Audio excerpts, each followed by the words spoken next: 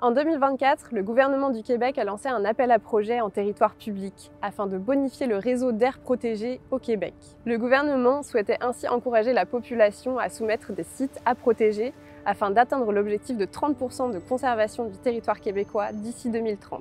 La SNAP Québec vous emmène à la rencontre des acteurs dans la région de Lanaudière, une région résolument tournée vers le plein air qui croit que conservation de la biodiversité et accès à la nature, c'est une recette gagnante. Cette mobilisation est d'ailleurs née d'une volonté des acteurs régionaux de créer un vaste corridor nature et plein air dans Lanaudière, le corridor nature de Lanoire.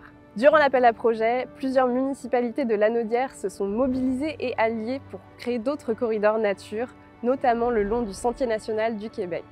Donc aujourd'hui, on a près de 12 millions de dollars qui en sont investis dans la région pour le développement du plein air, le long de ce sentier national, dans le cadre de ce projet d'un réseau de grandes randonnées qu'on appelle le réseau GRA Lanaudois.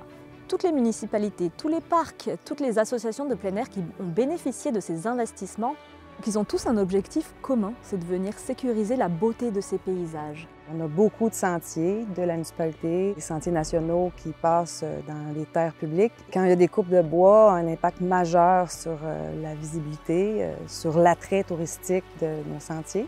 Tout le monde est d'accord et trouve ça naturel et systématique de devoir associer le développement du plein air à la préservation des écosystèmes. On pense que nous, c'est possible de continuer de développer nos sentiers, de développer cet accès-là aux citoyens, de développer cet accès-là à nos visiteurs, en protégeant le territoire, évidemment. On a la chance d'avoir cette grande richesse-là, cet accès à la nature de proximité. C'était tout normal et tout naturel, donc on s'en aille vers l'appel à projet pour dire on va s'en aller vers une protection de nos parcs comme tels. À Saint-Donat, le parc naturel habité, c'est la première municipalité à avoir acquis cette marque territoriale. Le parc naturel habité, c'est cet équilibre entre le développement, l'économie et la protection de la nature et le récréo touristique qui fait notre renommée. C'est vraiment la concrétisation d'une vision qu'on veut pouvoir amener à son terme et qu'on vient protéger l'ensemble de nos sommets et des sentiers de randonnée pour le plus grand plaisir des plus jeunes aux plus vieux. Dans l'optique de protéger des écosystèmes, ici c'est intéressant parce qu'on crée une connectivité écologique avec plein d'autres lieux protégés. Et en fait, pour la survie et pour les migrations d'espèces et pour toute cette protection en fait, d'habitat et des espèces qui sont concernées, c'est vraiment important.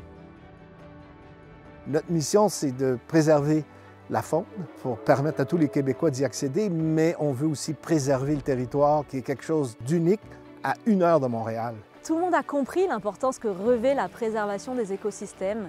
Puis là, moi je suis vraiment excitée et j'ai hâte qu'on passe à la suite.